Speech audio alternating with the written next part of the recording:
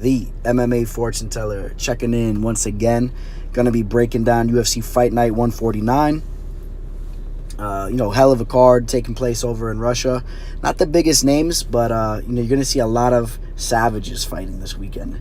A lot of some of the more tougher fighters, man, because that part of the world produces something else. Those guys are savages over there. So definitely looking forward to seeing some of these newcomers.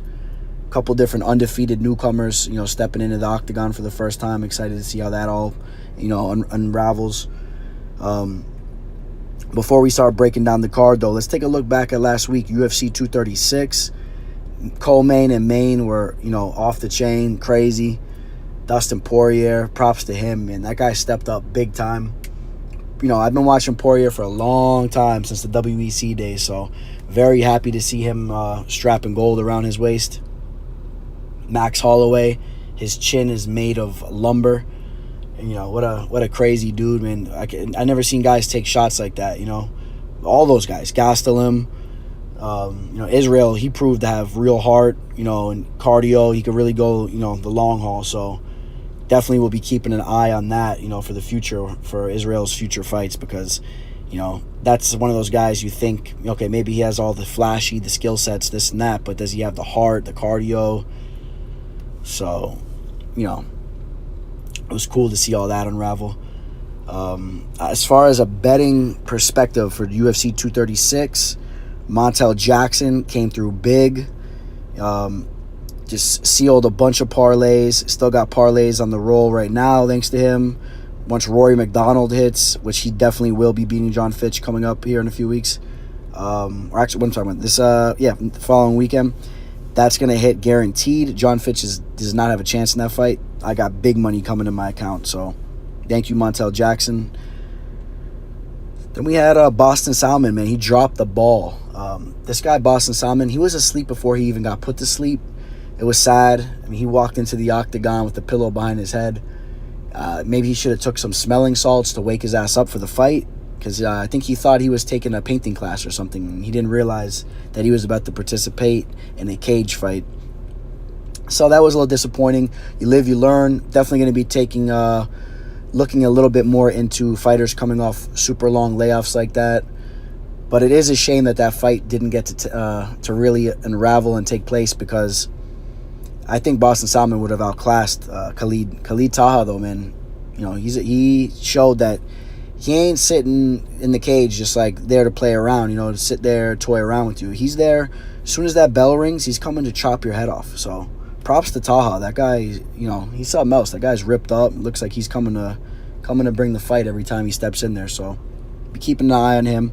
I still think, though, if that fight would have, went on longer, I think Salmon would have outclassed him. But it didn't. That's the fight game. So moving on. Also, I was able to jump on Matt Frivola at plus 140, which was a steal. Those of you guys that follow me on Caprotech saw I scoop that up. When I saw the plus 140 odds, I knew that fight was at least a minimum of a 50-50 type of fight. Anyone was going to win it. So jumped all over that. I said it in my breakdown. If you guys go back and listen to the tape, I said Frivola had more ways to win the fight. He had a better chin, can strike just as good as Turner can. He's very precise with his punching. And he had the grappling. He could get the takedowns. I knew it. I knew that was what would happen. So that was a nice underdog hit. Props to Roundtree too, man. Roundtree brought a little bit of money back in my pocket too, man. Roundtree, underdog play. I'd never seen a fighter take such a significant stride from one fight to the next, as I think he did this past weekend. So props to Roundtree. Definitely, we'll have the magnifying glass on him, heading towards the future as well. So, but without further ado, let's start breaking down UFC Fight Night 149. And one thing I want all of us to pay very close attention to on this card is that this fight is taking place in Russia. I believe this is only the second UFC fight that they've done in Russia. Brazil is a place that gets reputation for having some of the biggest robberies in regards to MMA events over there. For some reason, whenever the UFC or any other organizations are taking place over there, the hometown fighter seems to have a crazy edge on close decisions. How about this? I'm going to one-up Brazil. I guarantee you Russia will be known as the motherland of all MMA events where home fighters are taking those close decisions. I'm telling you, and robberies. I've seen it happen time and time again with other organizations, in Russia. Some that come to mind, I remember the Fedor Emelianenko fight against Fabio Maldonado. Just straight robbery at gunpoint. I've seen quite a few other ones, so we got to take that into consideration when breaking down these fights. So, definitely keep an eye for that. So if there's a fight, man, you really have a feeling it's going to go to decision, you don't see any finishes happening, and you have it closely matched, even if you have it for the other guy, keep an eye out. You might want to edge that Russian fighter, especially if you get it at good odds. So just keep that in mind. So here we go. We got the first fight of the night. Magomed Mustafayev versus Rafael Fiziev. This guy Magomed entering his 4th UFC fight. He's had quite a layoff himself, speaking of layoffs. So, he hasn't been there in quite a bit. But he was on an 11-fight win streak before his loss to Kevin Lee. So, this guy, he was catching flame. He was getting hot. But Kevin Lee put a stop to that with his grappling. And Kevin Lee was kind of ragdolling him, getting takedowns at will. I did not like the way Magomed was fighting in that fight. Bad fighter IQ. He would get the fight back to its feet and just plot forward flat-footed. His upper body behind his hips and just walking straight into takedowns. I did not like to see that. He does have very powerful body kicks. So, don't be surprised. This guy can throw. He throws power in his strikes, his punches and his kicks. He finished Joe Proctor and Pator Hallman, 2 ex-UFC fighters. So overall a tough dude, a little sloppy. Cardio, I don't know, cardio's all right. Not the best from what I've seen. He's fighting this guy, Rafael, man. Rafael, 6-0, fighting out of Kyrgyzstan. This guy, man, from what I've seen, straight Muay Thai striker, very powerful. He's not the fastest striker. He's not like super quick with his striking, but if he connects, he's putting you out. I was looking at some of his videos that he had posted online. This guy, he hit, and he's flexible too, man. Hit this guy with a head kick, followed up with some nasty punches. So, 6-0, like I said, this guy just straight finishes, and they are against nobodies. You look at the guys that he's fought, they're nobodies. But you know what? When you are finishing guys the way that he's finishing them, that's all you can ask from the guy. So now we'll see what's up, though. Now he's fighting a guy in Magomed that's, he's up to the task. So let's see what's up now. But I'm going to pick Rafael to win this fight. I think he actually even might get a knockout. I think Magomed's going to engage in a striking war with him. He's a tough dude. He likes to strike as well. And I think that's what Rafael does better. So the Muay Thai guy he's gonna get the best of them, the best of Magomed. Don't be surprised. Possible KO, possible TKO. If not, I got him in decision either way.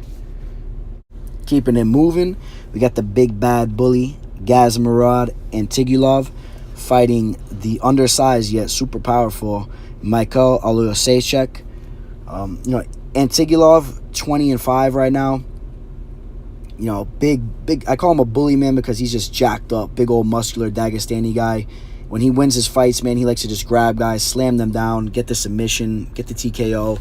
He likes to do it early. And he's just a beast. What can you say? Look at the guy. He's just a complete beast. But, quickly, let's take a look at his last fight when he lost to Cutelaba. Got Cutelaba down to the ground. Couldn't hold him there. Cutelaba, continues to get back up to his feet. And, Antigulov is just completely gassed out. And Cutelaba just starts teeing off on him, and gets the finish. So that definitely showed, a hole in Antigulov's game, and I think that is his cardio. So, leading to, a matchup with a guy like Michael, this dude, man, he's very fit. He's not a muscular type of guy. He has that type of stature where you can just tell he can go all day. We've seen it anyway. We've already seen it. He beat Khalil Roundtree, speaking to him earlier. He beat Roundtree in a stand-up fight. He just finished Vellante with a nasty body shot. He wanted to have a nice long fight with him, but Vellante, he wasn't up to the task, and he fell out of there early. So, but this guy Michael's good, man. He's a tough Polish dude, and I think that the cardio and the striking is going to be too much for Antigulov. The only way Antigulov wins this fight, gets him down early, gets a submission. Otherwise, it's going to be a joke. I'm telling you, Michael will just, he'll tee off on him on the feet, and he'll get the win. Probably like second, third round as he starts to gas out. So, yep. Michael's the pick. Keeping it moving, we got another matchup of a tough Dagestani versus a tough Polak. We got Marcin Tybura fighting Shamil Abdurakhimov. Marcin, this guy, man. It's funny, actually. Both these guys have a lot of common opponents. Derek Lewis finished both of these guys in fights that these guys were winning, and they both, just kind of gassed out and kind of got smashed in the face by a giant fist. Both lost to Timothy Johnson. That guy used to be pretty a boring fighter to watch. He used to hold guys against the cage, but he was good at what he did. This fight, man, it's a tough fight because Tybura, I think he'll have the striking advantage, but has horrible cardio. I don't know how long he'll keep, keeping that energy up with his kicks, his head kicks and whatnot. Shamil, a little bit, I think he'll be a little bit bigger inside the cage and he might wear on Marcin, and he's fighting in his homeland.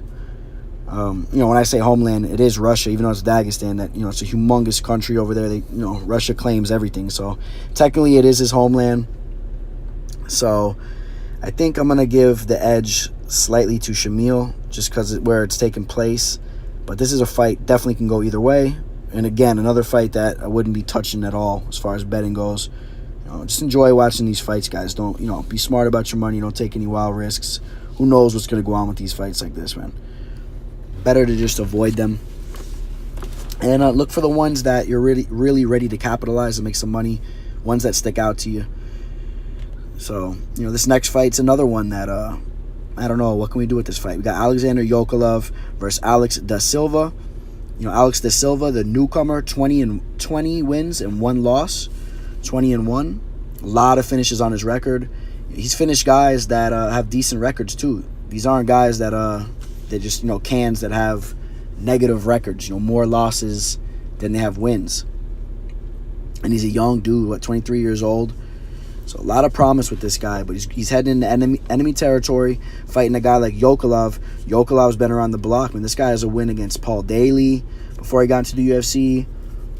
If you look at his last couple losses, most of them are just tough dudes, man. Damian Maia, Kamaru Usman.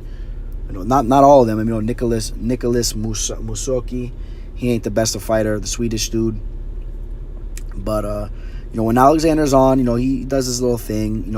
He stands very, very straight, tall. He has his little striking game, little pitter-patter punches. Not a lot of power. He's going to keep coming at you. He's crafty. He has a little bit of a ground game. This guy, Alex Da Silva, though, he's coming to take your head off. He's coming to finish you. He has submissions. He has TKOs, knockouts. He has it all. So this was another fight, man. Super hard to call. The Brazilian heading into Russia. First fight in the UFC. I'm going to go with him. For the fact that I think he has a great chance to finish the fight. So I'm not as worried that it goes to the judges.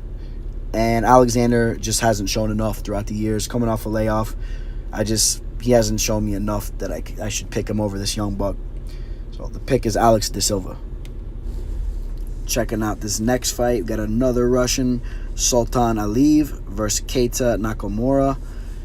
Dude, Keita is one of the better Japanese fighters I've seen in quite a bit in the UFC. So crafty dude, well-rounded, very smart when he's in the octagon. He knows what he's doing.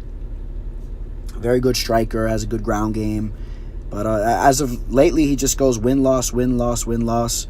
It's tough for him to string some wins together. But when you got guys that you're mixing up with like Tony Martin, Tom Breeze, Zaleski dos Santos, you're gonna hold some L's once in a while. So don't look too much into that because those are some good fighters. So and Sultan Aliyev, this guy hasn't shown me anything. This guy got knocked out by Kenny Robertson. He lost his last fight against Alves, Wall of Alves. Tough dude, not a bad fighter, but still, man. His only win is a split decision against Serbian Steel.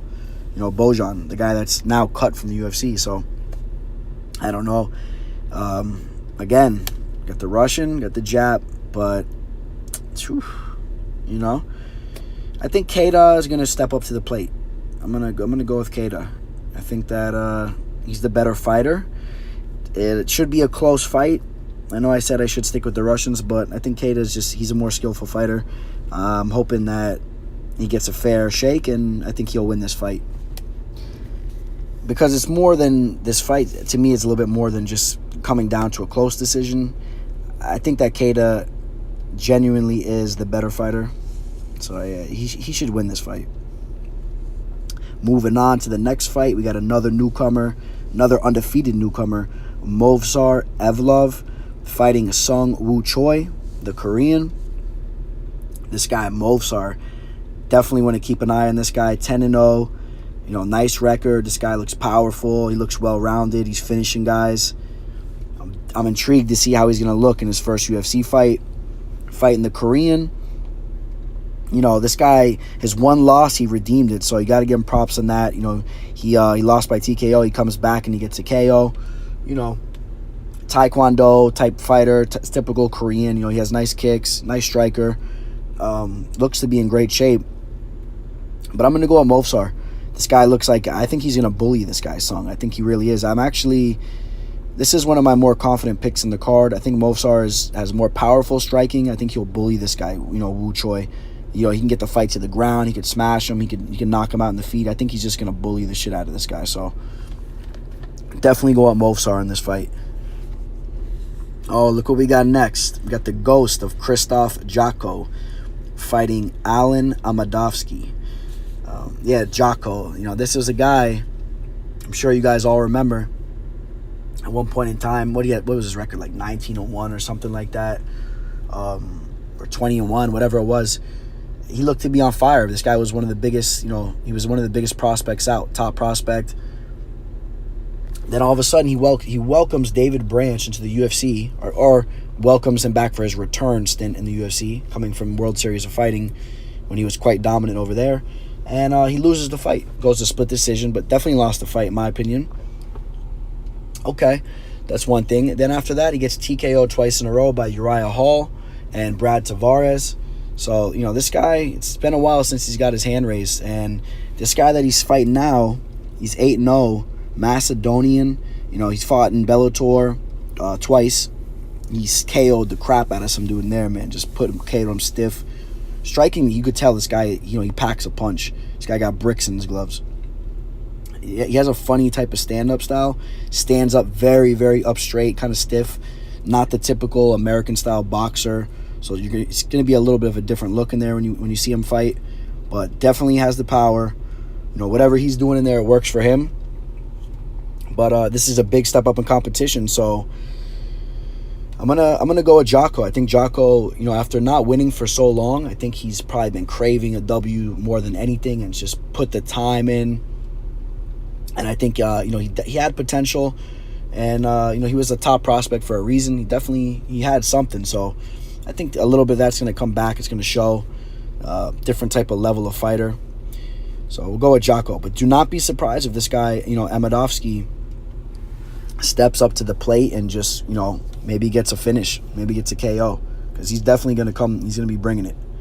So another thing, you guys, pay attention to guys like this, man. Coming out of Macedonia, there's a lot of tough guys in that region.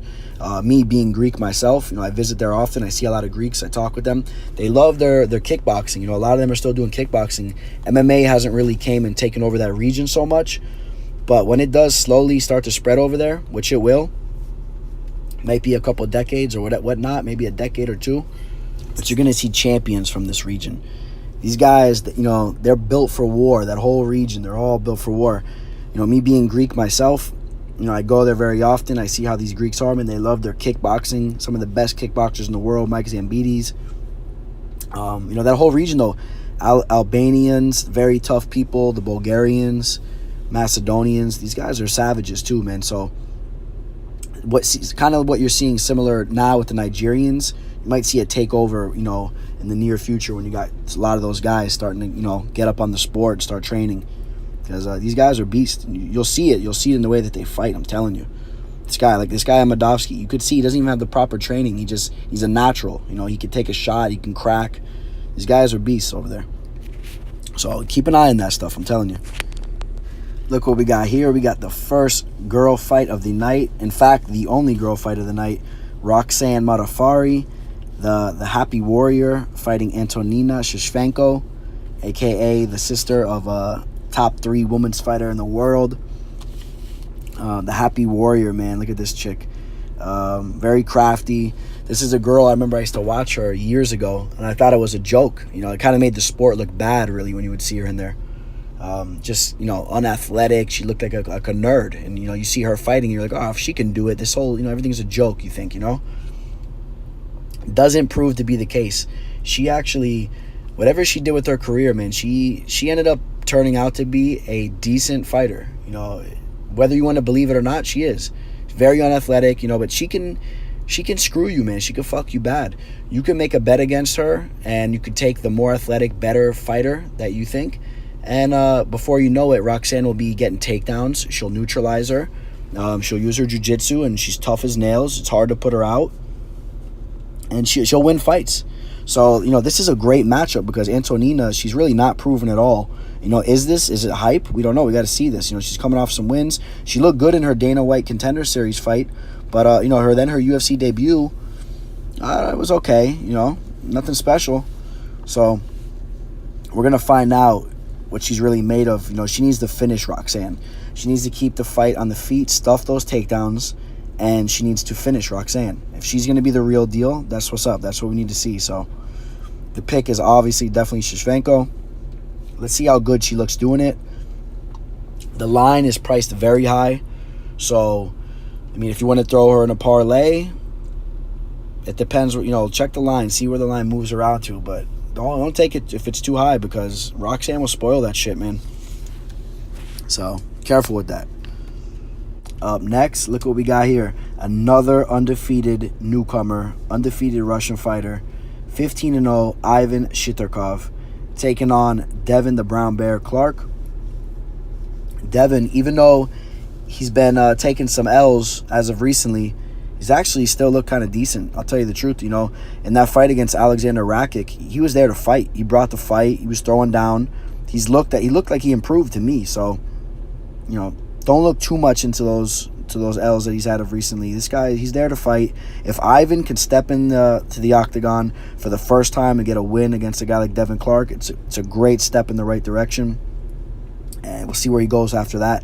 Ivan has some notable wins against guys like Thiago Silva, Fabio Maldonado.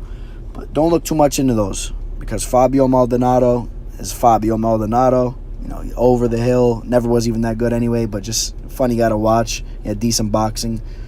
Thiago Silva, I personally know a lot of people that hang out with him and know him and stuff. And for everything I hear about him, he's a fun dude, man. He's one of the boys, cool dude.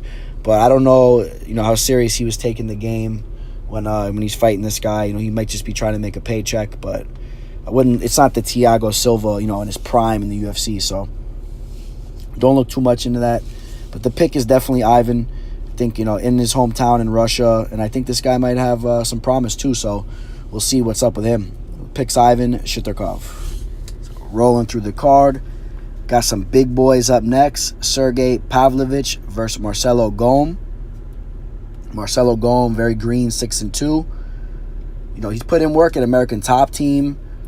He's definitely making the right moves to try to improve his career and, you know, keep his trajectory going up. But coming off a tough loss against Arjun, against Tim Johnson, he also lost in that fight. And those were two fights that he kind of got controlled against the cage. He wasn't able to break off, wasn't able to use his kicks and his punches. His very heavy kicks, very heavy punches. He can finish guys. He really can. If he connects, he can finish you. So he does have potential. He's very young. He's only 26 years old. You gotta watch guys like this because fight to fight, you know, they'll start to stride and get better and get better. Fighting a guy like Sergey, undefeated fighter before his last fight, and then he gets knocked out by Overeem. But, you know, Overeem is the Reem, so, you know, Overeem will knock out anybody in the world. So there ain't no question about that. But overall, he didn't really look that impressive in the fight. You know, he was 12-0. You're expecting maybe a little bit more from him. Really didn't look impressive at all. Marcelo Gome, very green. You know, as I said, Marcelo Gome, he might keep this fight close if it's standing. You know, he can connect and he can finish Sergey. You Sergey's coming off that nasty TKO. Who knows how his brain's doing? If Marcelo Golm, the size of his fist, if he cracks him with something, he could definitely put him to sleep. But if this fight goes to decision, then I got Sergey. I got Pavlovich winning the decision. In Russia, might be a little bit more active, might be able to control Marcelo against the cage a little bit more.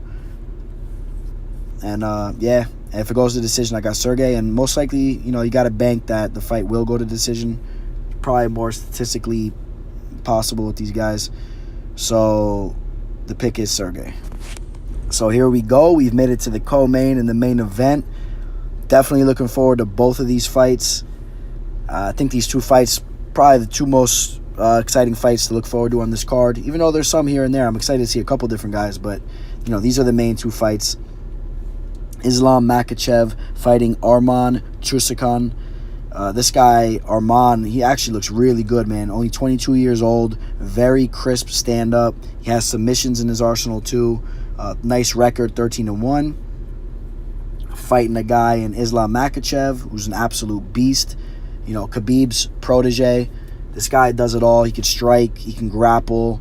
He can make you look like a fool. This guy's ranked 17th in the world right now. I think that's complete BS. You put Islam in there with any of the guys in the top 10, he's gonna whoop up a lot of them. So, he has that round one KO that he got knocked out by Martins. That was a pretty nasty blemish on his career. Hopefully, if that didn't happen, who knows where he would be right now. But he's still young in the game, and they're taking their time with him. But he's going to be fighting a lot of the top guys very soon, if he gets this win especially. But let's not just look right past this guy Rahman, because like I said, man, this guy is very, very promising as well. Very tough dude. I believe he's fighting out of Kyrgyzstan. Some tough people. The Shishvenko sisters are from out there. These people can fight. This guy's only 22, so they're throwing him right to the lion. So win or lose, this guy's definitely only going to become better from this fight. And definitely be a guy that we'll be looking forward to in the future. People have been slamming him. His line has been dropping like crazy. It's almost getting to the point where, there might be a play on Islam. You might want to parlay him with something.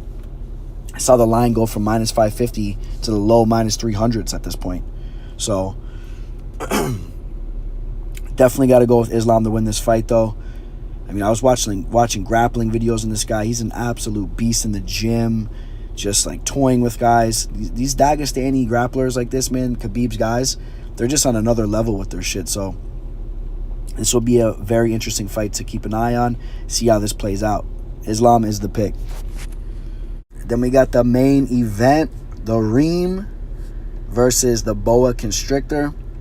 Alistair Overeem versus Alexei Oleinik. This is an exciting fight to see. Alexei Oleinik, this guy's had 69 fights. Talk about a veteran. How many submissions this guy has. How many chokes off his back. Ezekiel chokes. This guy's an absolute beast.